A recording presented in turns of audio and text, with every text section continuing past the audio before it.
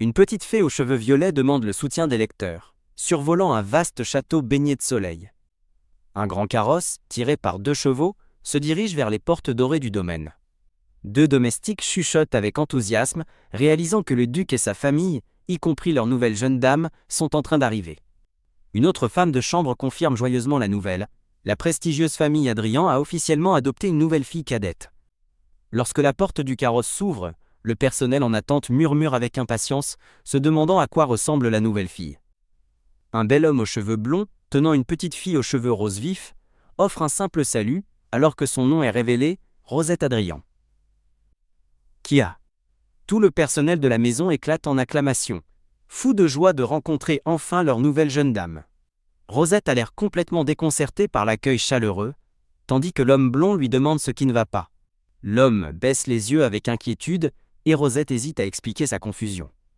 Un jeune garçon aux cheveux blonds observe, tandis que l'homme rassure Rosette, lui disant que tout le monde est simplement heureux qu'elle soit là. En chemin, elle s'était préparée au pire, certaine que personne n'accueillerait une orpheline au passé mystérieux. Submergée par toute cette affection, Rosette est qualifiée de mignonne et les supplie silencieusement d'arrêter, car c'est si embarrassant. Un majordome aux cheveux gris nommé Sébastien accueille formellement l'homme blond, l'appelant duc. Sébastien, le majordome en chef, informe le duc que la chambre de Lady Rosette a été préparée pour son usage immédiat. Le duc s'excuse auprès de Rosette, expliquant qu'une affaire urgente l'empêche de lui faire visiter le manoir lui-même. Le jeune garçon blond se porte rapidement volontaire pour guider Rosette, mais le duc craint que cela n'interfère avec son entraînement. Aïe! Rosette panique lorsque le garçon propose de sauter son entraînement, insistant sur le fait qu'elle peut attendre. Il craint qu'elle ne s'ennuie en attendant, mais elle le rassure rapidement en lui disant qu'elle aime jouer seule. Voyant sa détermination, le duc considère pensivement sa demande tout en la tenant. Le duc accepte et demande au garçon, Daniel, d'amener ses frères et sœurs rencontrer Rosette après avoir terminé son entraînement. Le duc dit à Rosette de se reposer, et Daniel promet de venir directement dans sa chambre une fois qu'il aura fini. Alors que le duc la dépose, Rosette réalise qu'elle est sur le point de rencontrer les autres enfants de la famille Adrian. Une gentille femme de chambre aux cheveux châtain clair tressés se présente comme Joanne, chargée de servir la nouvelle jeune dame. Joanne suggère doucement d'emmener Rosette, qui a l'air fatiguée, dans sa chambre, et Rosette accepte timidement. Waouh! Rosette est absolument stupéfaite par la magnifique chambre, où une version chibi de sa femme de chambre l'accueille avec un canon à confettis. À merveille que cette chambre luxueuse soit entièrement pour elle, l'attention de Rosette est soudainement attirée par quelque chose de l'autre côté. Quand Rosette demande ce que sont tous ces objets, sa femme de chambre Joanne lui sourit simplement chaleureusement en réponse. Joanne explique que comme ils ne connaissaient pas ses préférences, ils ont simplement pris un peu de tout. Rosette est stupéfaite par la montagne de cadeaux, allant d'un coffret cadeau complet pour enfants, des poupées et un canard en caoutchouc. Quand Joanne lui offre le canard pour son bain, Rosette le rejette sèchement, manifestement pas intéressée par les jouets de bain. Joanne propose d'apporter encore plus de jouets, mais Rosette aperçoit soudainement quelque chose qu'elle veut et se jette dessus. Elle attrape joyeusement une boîte de crayons de couleur, promettant de dessiner tranquillement en attendant tout le monde. Serrant ses nouvelles fournitures artistiques, Rosette reste tranquillement debout, se demandant si elle a fait le bon choix. Avec un peu de temps pour elle, elle décide que c'est l'occasion parfaite de réfléchir à la façon dont elle est arrivée ici. Alors qu'elle commence à dessiner, elle repense au tout début de son histoire. Elle esquisse une silhouette simple, sombre et encapuchonnée, avec de longs cheveux roses. Ceci, se souvient-elle, était-elle avant sa régression, une assassine impitoyable qui avait commis des péchés impardonnables. Ses souvenirs sont comme un dessin chaotique d'enfant, gribouillant sur le passé. Elle se souvient des derniers mots du duc, qu'elle lui rappelait sa propre fille. Un autre souvenir refait surface, celui d'un homme lui offrant une chance d'échapper à son destin. L'horrible vérité est révélée, c'est elle qui a tué le duc, qui n'a même pas essayé de se défendre. Écrasée par la culpabilité, elle savait qu'elle devait trouver un moyen de revenir en arrière et de corriger sa terrible erreur. Heureusement, elle avait un atout dans sa manche. Elle était une magicienne habile, capable de faire reculer le temps lui-même. Les larmes aux yeux, Rosette serre une orbe magique lumineuse, ayant réussi à remonter le temps. De retour dans le présent, elle gribouille sur du papier, se souvenant de son unique objectif dans cette nouvelle vie, éviter la famille Adrian à tout prix. Mais en levant les yeux, elle réalise qu'elle a échoué spectaculairement, se demandant comment elle a pu se rapprocher autant d'eux. Ses pensées intenses brisent tous ses crayons de couleur, et Joanne, la femme de chambre, la regarde avec surprise. Rosette panique et tente d'expliquer que ses instincts d'assassin l'ont poussée à tuer les crayons, à la grande confusion de Joanne. Joanne se couvre la bouche, l'air complètement déconcerté par l'étrange explication. Mais au lieu d'être effrayée, Joanne rit simplement, disant que l'intensité de Rosette lui rappelle les autres jeunes maîtres. Elle révèle que la nouvelle sœur et le nouveau frère aîné de Rosette, Isabelle et Lucas, viennent d'arriver et lui demande si elle aimerait les rencontrer. Alors qu'une porte s'entr'ouvre en grinçant, Rosette se souvient de sa vie passée, où ces deux-là étaient de légendaires chevaliers impériaux. Une vision montre les deux frères et sœurs blonds comme de formidables guerriers, se tenant dos à dos, épées dégainée. Maintenant, les voyant comme des enfants, elle se demande ce qu'ils étaient avant de devenir des légendes. La voix d'une fille transperce l'air, traitant Rosette de faible et remettant en question son adoption, et le cœur de Rosette se serre, pensant qu'elle a raison. Elle repense à l'accueil incroyablement chaleureux qu'elle a reçu du reste du personnel. Mais elle savait que c'était trop beau pour être vrai, et que quelqu'un finirait par la détester. La tête baissée, Rosette peine à trouver les mots justes à dire. Un garçon blond réprimande la fille, belle pour sa dureté, mais elle riposte, demandant si elle avait tort. Rosette jette un coup d'œil à son dessin du duc, renforçant sa résolution, elle est revenue pour réparer son passé. Elle est là pour rembourser le duc Adrien, la première personne qui lui ait jamais montré un soupçon de gentillesse. Elle décide qu'elle ne laissera pas une petite hostilité l'arrêter maintenant. Bam! Rosette déclare soudainement qu'elle peut utiliser la magie, choquant le garçon aux yeux violets, Lucas. Elle admet être encore une débutante, mais affirme fièrement que même le duc a reconnu son talent. Elle promet d'apprendre vite et de devenir utile, mais la fille blonde, Isabelle, se moque simplement d'un « quoi ». Rosette suggère avec enthousiasme qu'elle pourrait utiliser la magie pour coiffer les cheveux d'Isabelle, ou même garder leur thé au chaud. Rouge de sincérité, elle lève les yeux vers ses nouveaux frères et sœurs et les supplie de ne pas la haïr. Isabelle ne dit rien, son expression illisible. Après une longue pause, elle rompt finalement le silence avec un confus. « Hein ?» Rosette attend anxieusement, petite devant sa nouvelle sœur intimidante. Isabelle réfléchit à l'héritage de la famille Adrien, qui a produit des générations de puissants maîtres d'épée. Isabelle déclare que les nobles de leur statut n'ont pas le droit de faire des tâches subalternes, et Rosette acquiesce timidement. Ce n'est pas assez bon. Isabelle explose, exigeant que Rosette l'appelle sœur pas Lady Isabelle. D'un air sévère, elle ordonne à Rosette d'être plus confiante, sinon elle la fera personnellement renvoyer d'où elle vient. Le jeune frère Daniel ne peut s'empêcher de la taquiner, révélant qu'Isabelle était si excitée qu'elle a décoré la chambre de Rosette elle-même. Tandis qu'Isabelle tapote doucement la tête de Rosette, menaçant de frapper son frère, Rosette est stupéfaite par cette gentillesse inattendue. Daniel ne fait que rayonner, complètement imperturbable face aux menaces de sa sœur. Soudain, un grondement fort rompt la tension. C'est l'estomac de Daniel. Affamé après son entraînement, il suggère qu'ils aillent tous manger ensemble. Mais alors que Rosette fixe la salade de crevettes placée devant elle, elle réalise que sa prochaine épreuve a déjà commencé. Son cœur chavire lorsqu'elle se souvient d'un fait crucial, elle est allergique aux crevettes. Le frère aîné demande si elle n'a pas faim et Daniel intervient, devinant qu'elle déteste les légumes, mais Rosette le nie rapidement. Elle panique, terrifiée à l'idée que si elle avoue son allergie, ils la verront juste comme une autre personne difficile. Un sombre souvenir refait surface, celui d'un homme rejetant cruellement ses allergies comme une simple nuisance. Forçant un sourire, Rosette déclare qu'elle mange de tout et se vante d'être une meilleure mangeuse que Lucas, qui n'aime que les sucreries. Elle prend une bouchée de la crevette, son visage, un masque de misère, tandis qu'elle tente de cacher son dégoût. Presque instantanément, une éruption cutanée rouge et irritée commence à se répandre sur son bras.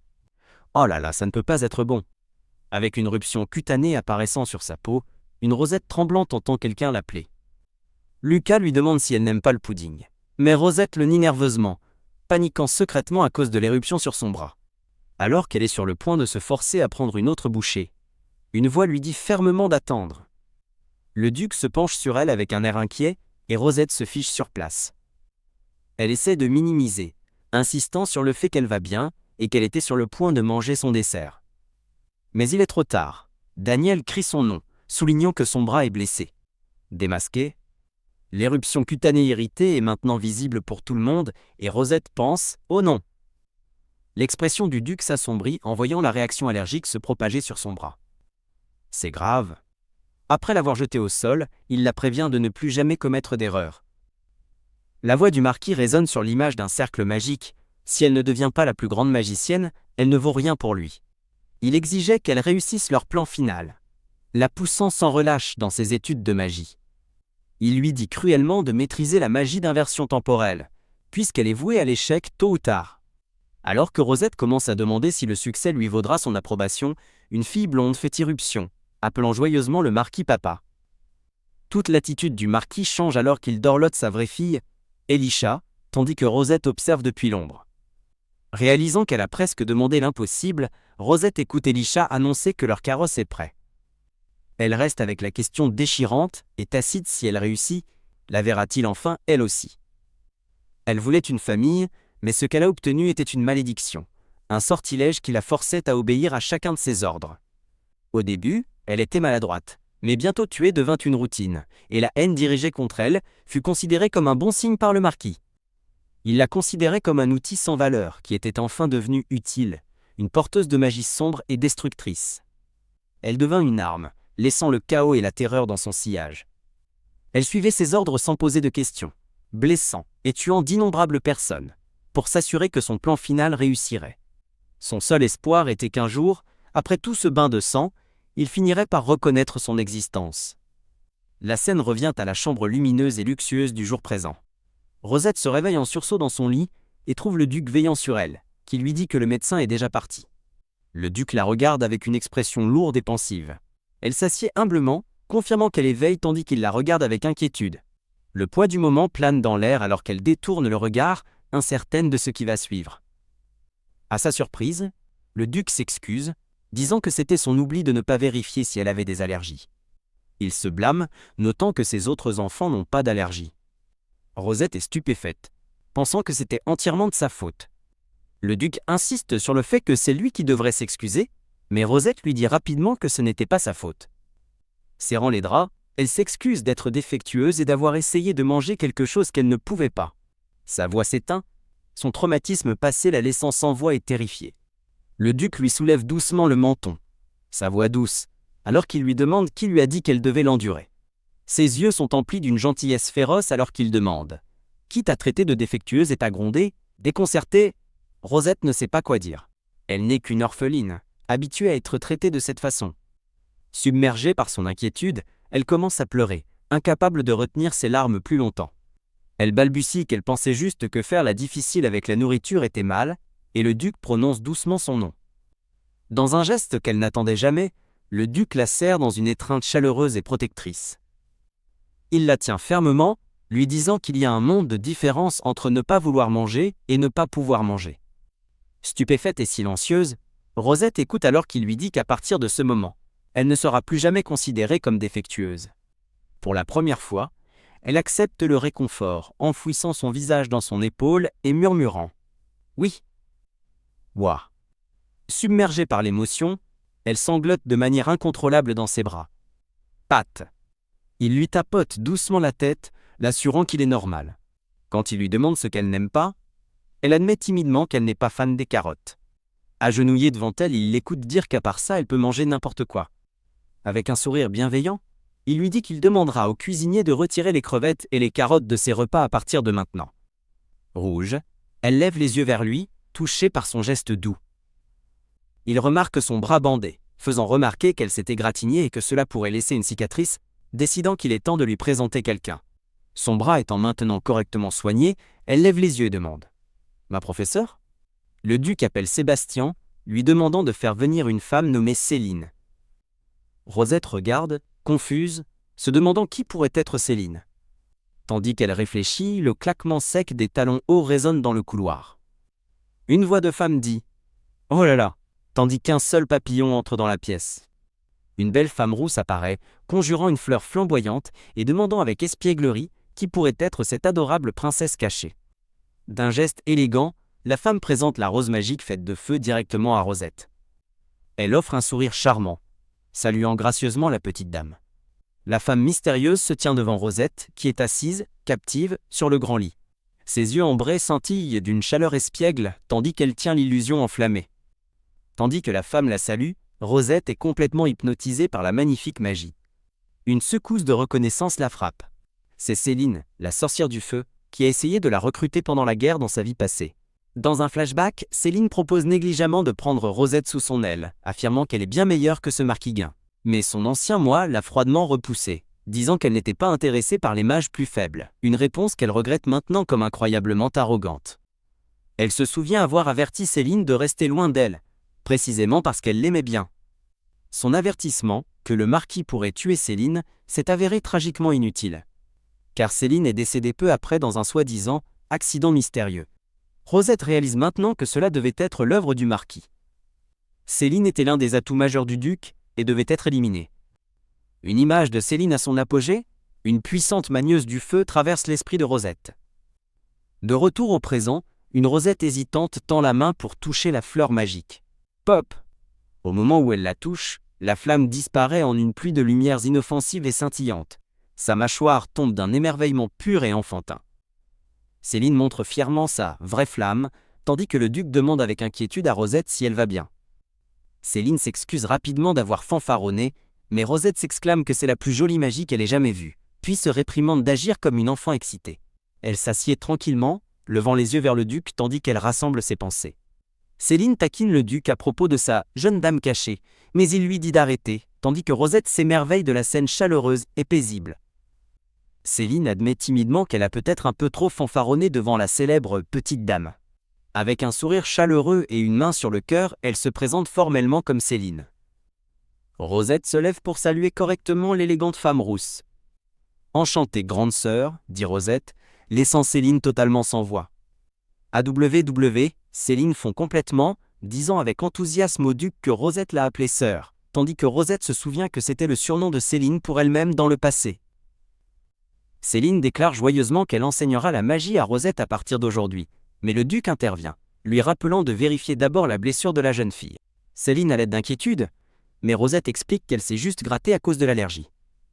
Tenant la main de Rosette, Céline prévient que cela pourrait laisser une cicatrice si elle ne fait pas attention. Une douce lumière de guérison enveloppe le bras de Rosette, bien qu'elle se dise que ce n'était pas une blessure assez grave pour nécessiter de la magie. Céline lui demande si elle trouve la magie de guérison fascinante, tandis que le duc se demande à voix haute s'il aurait dû aller le voir lui-même, admettant que cela aurait du sens. Soudain, Céline recule sous le choc, les yeux écarquillés en regardant Rosette.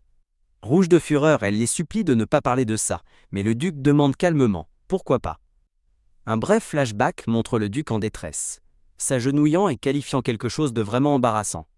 Céline confronte le duc, lui demandant si Rosette a vraiment utilisé la magie de guérison. Quand il confirme, elle explique à quel point c'est choquant, la magie est une science, pas un instinct. Rosette commence à transpirer, réalisant qu'elle ne peut pas simplement dire qu'elle a utilisé des formules avancées d'une vie passée. Avec une expression mortellement sérieuse, Céline déclare que Rosette pourrait être un génie, et le duc, l'air sombre, acquiesce en disant qu'il pensait la même chose. Rayonnante, Céline appelle cela une bénédiction et jure de bien guider Rosette, tandis que Rosette panique intérieurement, se demandant si c'est bon de les laisser y croire.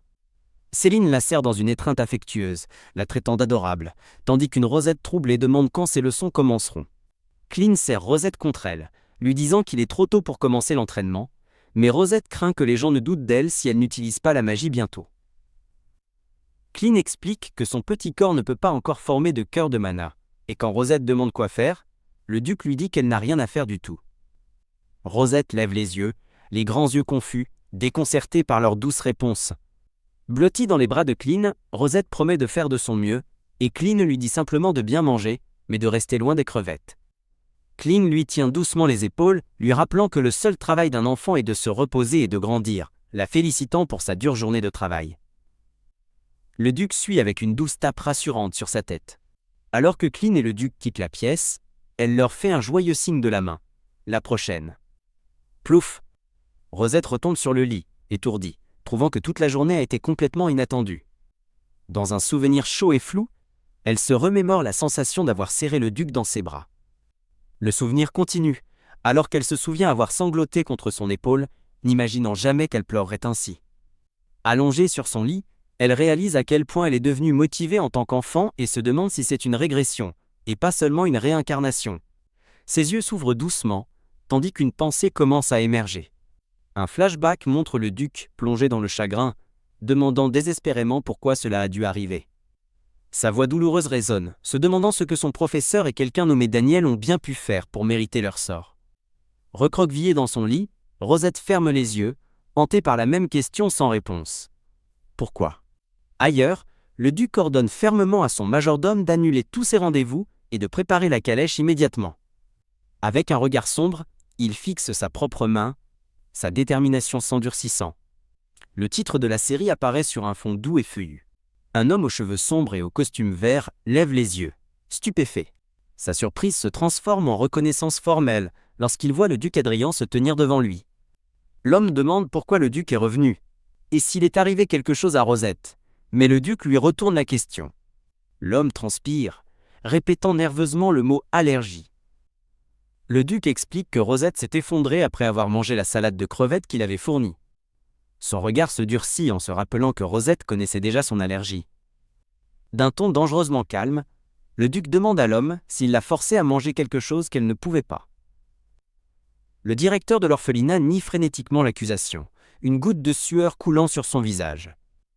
Il insiste sur le fait que, bien qu'il enseigne aux enfants à ne pas être difficiles, il ne forcerait jamais un enfant à manger quelque chose qui pourrait lui nuire. Jurant sur sa vie qu'il n'a jamais fait de mal aux enfants, sa sincérité semble convaincre le duc, qui conclut que ce n'est pas un numéro. Un souvenir refait surface d'une minuscule Rosette à l'orphelinat, un endroit où elle a été laissée à la naissance et où elle n'est pas revenue depuis longtemps. Le duc s'excuse pour sa suspicion infondée, admettant qu'il était simplement inquiet pour elle. Le directeur se demande à voix haute si elle a mangé les crevettes juste pour impressionner le duc, et le duc rejette ses excuses, assumant la responsabilité de cette visite soudaine. Le directeur déplore n'avoir jamais imaginé que des enfants aussi gentils et calmes seraient impliqués dans un incident aussi terrible. Il remercie le duc pour son aide, mais le duc se contente de sourire, révélant que Rosette est celle qui a tout résolu. Un sombre flashback révèle le destin de Rosette dans sa première vie, emprisonnée et condamnée à mort pour avoir porté atteinte aux Adriens. Un éclat de magie rouge marque le moment où son pouvoir a été libéré. Après ce moment, elle a ouvert les yeux pour se retrouver à nouveau une petite enfant. Elle était revenue à l'orphelinat où elle avait vécu avant que le marquis ne la trouve. Submergée de soulagement, elle réalise que sa magie de retour dans le temps a été un succès. Elle serre ses petits poings, remplis d'un sens renouvelé de son objectif. Regardant par la fenêtre, elle est heureuse d'être libre de la malédiction, mais réalise que dans ce jeune corps, elle est impuissante à faire quoi que ce soit, encore moins utiliser la magie. Joignant ses mains en prière, elle craint qu'à ce rythme, elle ne puisse pas aider la famille Adrien. Elle est déchirée, se demandant s'il est vraiment mieux de rester en dehors de cela cette fois. Soudain, un garçon fait irruption dans la pièce, criant son nom et la tirant de ses pensées. Son cœur bat la chamade alors qu'elle reconnaît un visage familier de son enfance à l'orphelinat, luttant pour se rappeler son nom. Mais il crie un autre nom, Jane! Et la confusion de Rosette s'intensifie. Elle se souvient de Jane, la sœur aînée de l'orphelinat qu'elle admirait plus que quiconque. Un doux souvenir montre Jane lui lisant patiemment, une âme bienveillante qui a pris soin d'elle quand personne d'autre ne l'a fait. Mais le doux souvenir est brisé par une horrible prise de conscience, et le visage de Rosette perd toute couleur. Elle se souvient que Jane est morte tragiquement à cet âge pendant cette saison exacte, son corps retrouvé dans une ruelle froide. Comprenant le danger immédiat, elle s'élance dans le couloir, désespérée d'empêcher la mort injuste qu'elle sait imminente. Rosette se souvient de Jane, qui faisait des petits boulots en secret pour économiser de l'argent. Elle voulait s'acheter une robe pour la toute première fois. Mais dans la rue, de cruels villageois l'ont accusée d'être une voleuse, ricanant que tous les orphelins sont pareils. L'horrible souvenir se termine. Prise pour une voleuse, Jane a été brutalement battue à mort par les villageois. Dans le présent, la petite Rosette se jette devant Jane, criant « Arrêtez !» tandis qu'un homme lève la main. Elle se précipite aux côtés de Jane, tombée à terre, murmurant « Sœur, je suis désolée d'être en retard. » En voyant le visage meurtri de Jane, Rosette est inondée de culpabilité, se rappelant comment elle a été adoptée, et n'a jamais jeté un regard en arrière à l'orphelinat. Une lumière brillante jaillit alors qu'elle serre Jane dans ses bras, libérant une puissante vague de magie de guérison. Les villageois sont stupéfaits en voyant les blessures de Jane disparaître sous leurs yeux, réalisant que la petite fille est une mage. Un homme ricane qu'ils ne sont que des voleurs, mais une main gantée se pose sur son épaule, tandis qu'une voix calme dit « Hé là !» Un homme blond distingué réprimande les adultes pour s'être déchargés de leur colère sur des enfants, les laissant sans voix. Tenant Jane dans ses bras, Rosette lève les yeux, confuse, se demandant si cet étranger est un noble. Son esprit s'emballe, essayant de comprendre qui cet homme pouvait bien être. Elle lève les yeux vers cette figure imposante, se demandant pourquoi il est là. Ses yeux s'écarquillent d'incrédulité lorsqu'elle le reconnaît. C'est le duc Adrien, un homme qui n'était jamais censé être là. Il attend sa réponse, mais Rosette est figée dans le silence, le poussant à demander doucement. « Enfant ?» Le duc la regarde avec une expression inquiète, attendant une réponse. Submergée par tout, Rosette s'effondre finalement en sanglots. « Je suis désolée. » Elle continue de pleurer tandis que le duc s'agenouille devant elle, et Jane, maintenant guérie, un témoin silencieux de son chagrin. La directrice de l'orphelinat arrive sur les lieux, criant d'alarme devant le spectacle chaotique. Le duc Adrien porte calmement l'inconsciente Jane, avec une minuscule Rosette qui le suit.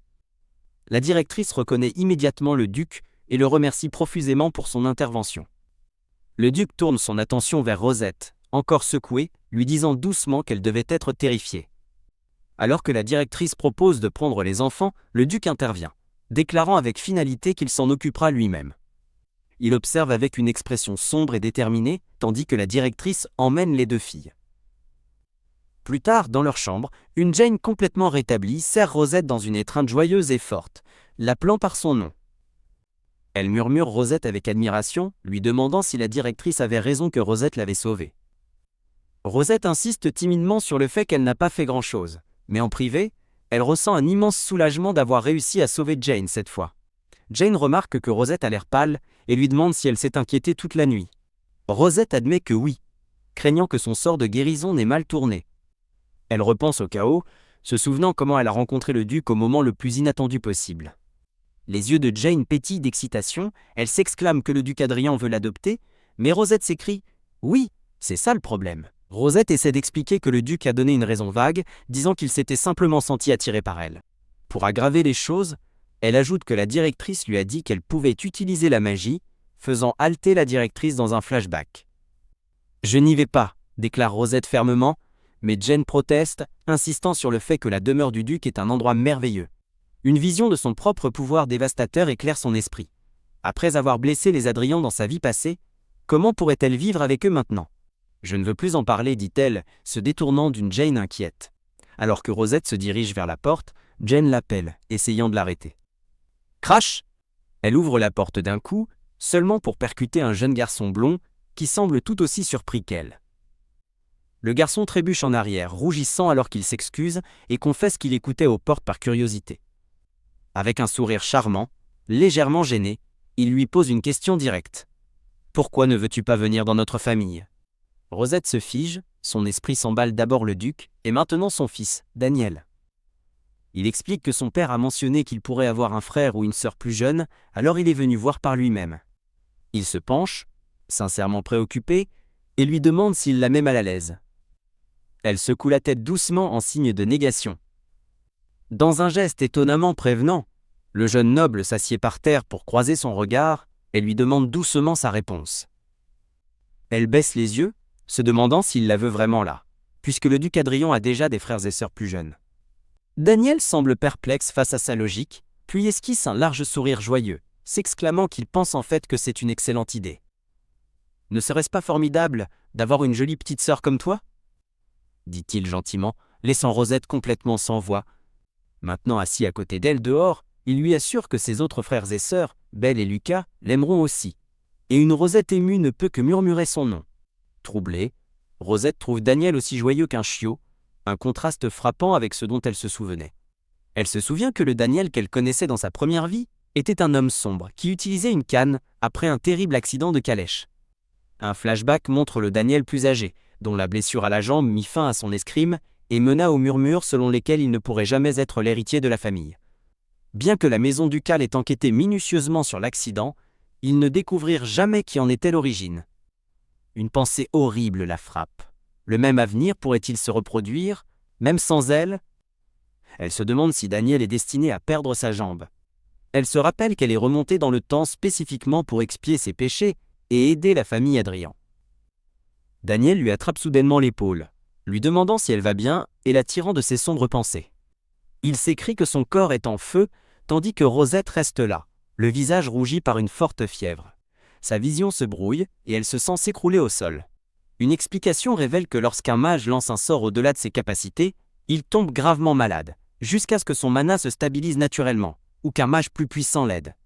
Dans son état fiévreux, elle dérive à travers une vision onirique, où elle est tenue en sécurité dans les bras de quelqu'un. Allongée au lit, elle pense que, puisqu'elle sait contrôler le mana, son rétablissement devrait être rapide. Mais elle réalise rapidement que son petit corps est bien plus faible qu'elle ne l'avait jamais imaginé.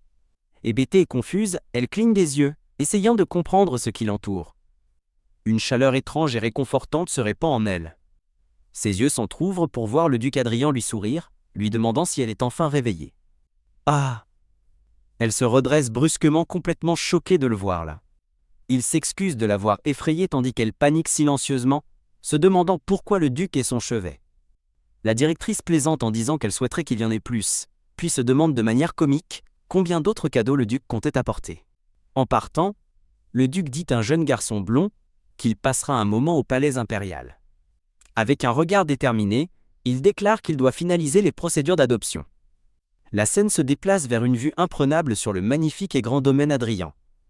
La caméra parcourt les jardins immaculés et le vaste manoir ducal. À l'intérieur du palais impérial, un garde solitaire monte la garde dans un hall somptueux, alors que le soleil se couche.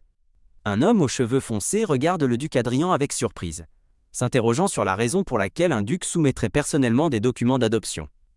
Il est présenté comme le souverain du pays, l'empereur Richard Ernhard.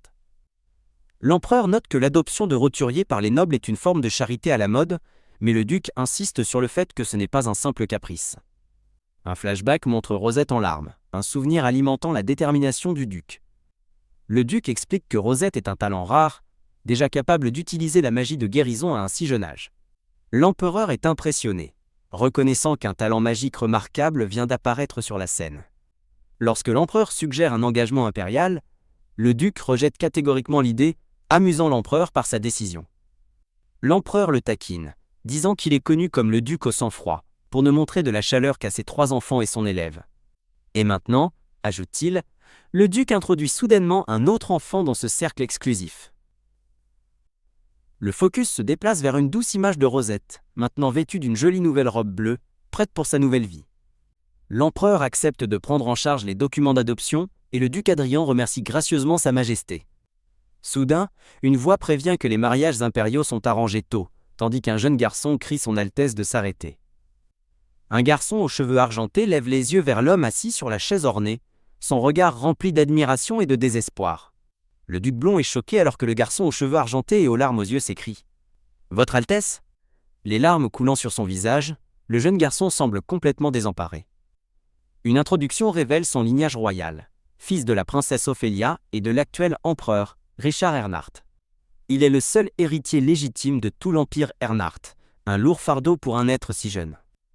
Un flashback montre le duc Adrien entraînant le garçon, dont l'escrime est si exceptionnel qu'il est l'élève personnel du maître d'épée. C'est un véritable prodige, héritant de la magie de sa mère et possédant un esprit brillant loué par les plus grands érudits. Mais malgré tous ses talents, la narration se termine de manière inquiétante, révélant que pour une raison inconnue, l'empereur le désapprouve. Dans le présent, le garçon aux cheveux argentés se précipite et s'accroche à un duc Adrien surpris. TSK. Le duc le repousse légèrement, lui demandant ce qui lui prend. Passant devant le garçon, le duc questionne son comportement insolent devant l'empereur. L'empereur réprimande le prince pour son manque d'étiquette, tandis que la narration confirme qu'il est le seul à ne pas apprécier le garçon.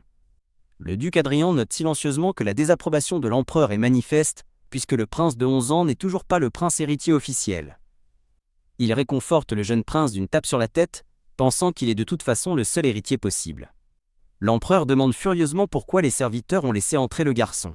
Il bégaye qu'il a insisté pour voir le duc. Le prince serre son maître dans ses bras, murmurant qu'il est si heureux qu'il soit en sécurité, laissant le duc confus demander ce qu'il veut dire. Un gros plan montre le prince serrant un livre, alors que le duc se demande pourquoi il pose des questions sur Daniel. 30. Le duc serre le garçon dans ses bras, soulignant son inquiétude passionnée du jour, et l'assurant qu'ils vont tous les deux bien. L'empereur demande froidement si le prince continuera à agir comme un enfant capricieux, et le garçon s'excuse, expliquant qu'il a fait un cauchemar. Tandis qu'il explique son comportement, l'empereur ricane, rejetant un simple cauchemar comme excuse pour un tel tapage.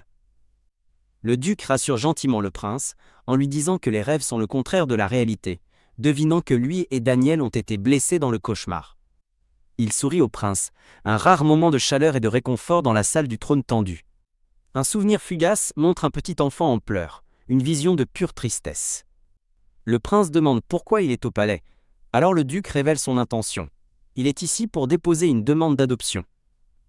Une adoption, par la famille Adrien ? Demande le prince sous le choc, incitant le duc à se demander si quelque chose ne va pas. Tandis que le prince balbutie que c'est soudain, l'empereur sourit, remarquant qu'un enfant a enfin capturé le cœur du duc. Un noble observateur spécule qu'une duchesse sorcière pourrait rejoindre la famille, et le prince répète doucement le mot sorcière pour lui-même. Le prince demande pourquoi le duc l'adopte au lieu de la parrainer. Le duc admet que son désir de la garder à ses côtés est trop grand. Avec un sourire affectueux, il imagine Rosette, disant au prince qu'elle est une enfant adorable et lui demandant de bien la traiter. Le visage du prince s'assombrit, alors qu'il baisse les yeux, acceptant à contre-cœur de faire ce que son maître demande. Son expression se durcit, ses yeux emplis d'une intensité soudaine et glaçante. La scène passe à une vue magnifique d'un grand domaine sous un ciel crépusculaire. Un trio d'adorables enfants blonds. Les enfants du duc jettent un œil avec enthousiasme derrière un pilier, prêts à rencontrer leur nouvelle sœur. Dans une pièce somptueuse, une femme de chambre sourit tandis que Rosette dort profondément dans son nouveau lit, un début paisible pour une nouvelle vie. Les enfants chuchotent entre eux. L'un se plaint que ce n'est pas encore l'heure du coucher tandis qu'un autre dit aux plus jeunes que les enfants ont besoin de beaucoup de sommeil. Daniel, l'aîné, suggère de la laisser se reposer, mais sa sœur fait la moue, se demandant ce qu'ils sont censés faire pour s'amuser maintenant. Belle dit à son jeune frère d'aller étudier, et il proteste avec indignation tandis que Rosette continue de dormir. Bien qu'elle semble dormir, Rosette est rougie et transpire, piégée dans un cauchemar fiévreux. Son rêve est une chute terrifiante à travers des éclats de verre, alors qu'une voix cruelle la traite de vermine et qu'une fille crie de douleur. Tandis qu'elle dégringole, une fille blonde avec un sourire tordu lève les yeux, demandant d'un air moqueur si c'est censé être sa grande sœur. Recroquevillée en boule de désespoir, Rosette réalise qu'elle ne peut échapper au cauchemar de sa vie passée, même après être revenue dans le temps. Elle se réveille en sursaut, son cœur battant la chamade, tandis qu'une voix obsédante de sa mémoire demande « Pourquoi as-tu fait ça ?» Un flashback la montre dans une cellule de prison, reconnaissant la voix qui demande quel crime son maître et Daniel ont commis. Tremblante dans son lit, elle essaye désespérément d'identifier la voix alors qu'elle répète sa question, exigeant de savoir pourquoi elle l'a fait. Un reflet dans son œil montre une silhouette à l'extérieur de sa cellule, et elle se souvient enfin de qui est venu la voir. La personne qui est venue la voir dans sa cellule avant qu'elle ne meure, et a pleuré pour elle. Le garçon blond, Daniel, gesticule, insistant auprès d'un prince Joshua sceptique sur le fait qu'il est en parfaite santé. Se frottant la tête d'un air penaud, Daniel dit au prince qu'il agit un peu étrangement aujourd'hui. Le prince aux cheveux argentés demande si c'est pour cela qu'il a été convoqué, ajoutant qu'il avait lui aussi quelque chose à demander. Il va droit au but, demandant si le père de Daniel adopte une fille. Daniel sourit, surpris que la nouvelle ait voyagé si vite. Daniel pense à Rosette, la qualifiant de leur petite dernière mignonne et timide, certain que tout le monde la trouverait adorable. Le prince demande quand il lui sera présenté, mais Daniel explique que leur nouvelle petite sœur ne s'est pas encore totalement ouverte à eux. Daniel estime qu'il faudra au moins 6 mois pour ses débuts, laissant le prince stupéfait par la longue attente. C'était lui, un prince Joshua Earnhardt plus âgé, des larmes de chagrin traçant des chemins sur son visage. De nos jours, le prince Joshua se querelle avec un ami blond, se plaignant de ne pas avoir été présenté correctement, mais son ami se contente d'en rire. Une carte de titre apparaît, le plan parfait de Rosette, au-dessus d'un carnet de croquis et d'une boîte de crayons de couleur. Un joli dessin révèle sa mission top secrète, sauver Daniel d'un accident de carrosse programmé qui lui blesserait la jambe. Rassemblant des souvenirs de sa vie passée, elle se rappelle une explosion soudaine qui a détruit un carrosse, concluant qu'il s'agissait d'un sabotage. Elle se souvient que la famille Adrien n'a jamais trouvé le coupable, mais en tant qu'ancienne fille adoptive du marquis Dallas, elle a ses soupçons. Puff! Un souvenir amer du marquis maudissant l'apostrophe enfant d'Adrien maudit refait surface, le désignant comme le suspect le plus probable. Elle réalise qu'un espion du marquis pourrait déjà être infiltré dans la maisonnée, attendant le moment parfait pour frapper Daniel. Mais Daniel passe tout son temps sur les terrains d'entraînement, ce qui rend presque impossible pour elle de rester près de lui et de le protéger. Dans une jolie rêverie, Rosette se voit en petite chevalière, notant que le prince Daniel semble bien plus fort qu'elle. La petite chevalière regarde tristement son épée, se sentant complètement dépassée par la tâche à venir. De retour à la réalité, elle lève les yeux avec une détermination renouvelée vers un Daniel et une domestique surpris, déclarant qu'elle veut faire quelque chose. Elle lance sa demande. Elle veut recevoir un entraînement d'escrime pour pouvoir le suivre sur les terrains d'entraînement. Sa déclaration audacieuse laisse la domestique et Daniel complètement sans voix. La domestique note que Daniel a aussi commencé à s'entraîner à cet âge, tandis que Rosette célèbre intérieurement son plan improvisé et parfait. Daniel y réfléchit, pensant que ça devrait aller tant qu'elle n'en fait pas trop, et décide de demander à son père. Il dit doucement à Rosette que tenir une vraie épée tout de suite serait trop pour elle, car elle n'y est pas habituée. Debout devant eux, Rosette acquiesce docilement, hochant la tête pour montrer qu'elle comprend. Mais Daniel s'inquiète immédiatement que même l'entraînement physique soit trop difficile pour quelqu'un d'aussi petit, ce qui pousse Rosette à penser qu'il est surprotecteur. Avec un sourire confiant que seule elle peut voir, elle se souvient qu'elle a déjà appris l'escrime de base dans sa vie passée. Elle pense « L'entraînement physique devrait être un jeu d'enfant ». Célèbre dernière parole. Plus tard cette nuit-là, une seule fleur fane sur sa table de nuit suggère son énergie déclinante. Rosette est allongée dans son lit, l'air complètement exténué et épuisé. La scène passe des branches sombres à l'extérieur à la solitude paisible de sa chambre éclairée par la lune. Assise, elle est enveloppée d'une aura tourbillonnante, tandis qu'elle se force à se concentrer sur le contrôle de son mana. Elle ferme les yeux, se concentrant intensément pour rassembler l'énergie magique dans son bas-ventre. Elle tremble d'effort, son visage rougit, alors qu'elle lutte pour contenir le pouvoir. Pouf! Le mana s'échappe de son contrôle, la projetant en arrière sur son oreiller. Vaincue, elle réalise qu'elle a encore échoué, et se demande pourquoi créer un noyau de mana est si ridiculement difficile. Elle se souvient qu'utiliser la magie sans noyau l'a conduite au lit, rendant urgent qu'elle réussisse avant que quelque chose de pire ne se produise. Elle s'affaisse de désespoir, connaissant la méthode mais manquant de l'endurance physique pour la réaliser. Soupire.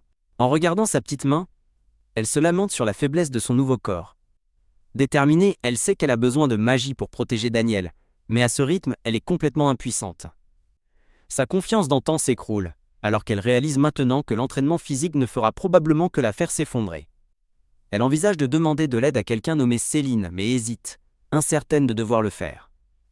Ailleurs, le duc dit à une femme rousse qu'il n'y a pas besoin de se presser, et la femme est d'accord pour que Rosette apprenne quand elle sera plus âgée.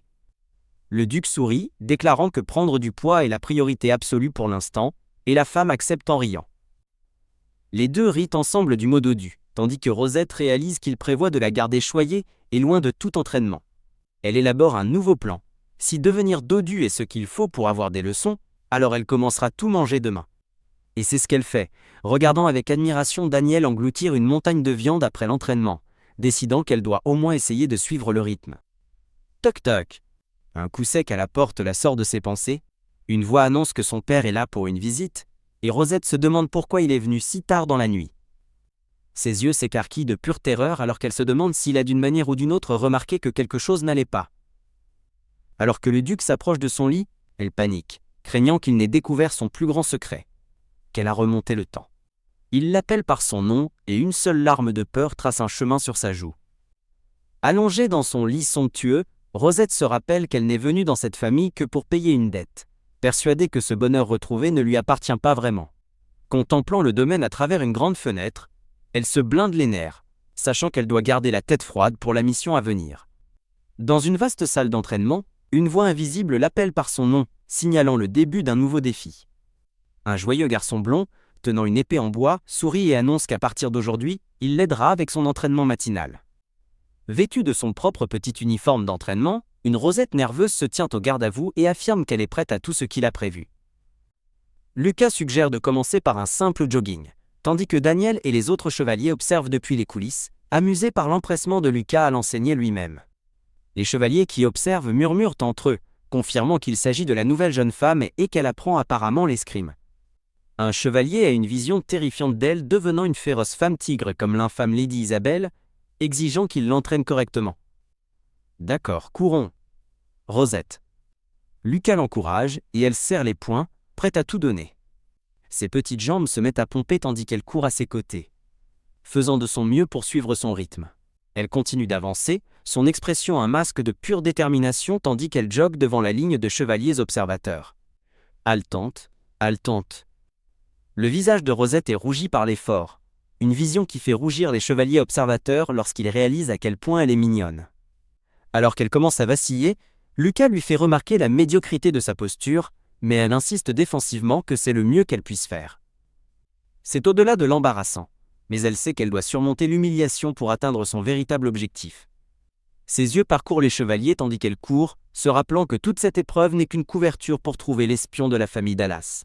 La voyant distraite, Lucas se retourne et crie un avertissement, lui disant de faire attention où elle va. Il tape dans le mille, il prévient qu'elle va trébucher, et à ce moment précis, son pied s'accroche. Bang! Elle tombe lourdement, le visage contre le sol poli, devant tout le monde. Toute la salle d'entraînement devient silencieuse, tandis que les chevaliers fixent sa forme immobile au sol. Le silence se brise alors qu'ils commencent tous à crier de panique. « La jeune femme est tombée !» Elle n'est pas blessée, mais mon Dieu, que c'est embarrassant. Un des chevaliers se précipite à ses côtés, lui demandant si elle est blessée, tandis que Rosette lève juste les yeux, les larmes aux yeux. Un autre chevalier propose de la porter sur son dos, tandis qu'un Lucas inquiet s'agenouille à ses côtés. Il insiste pour qu'on l'emmène immédiatement à l'infirmerie, ne prenant aucun risque avec sa sécurité.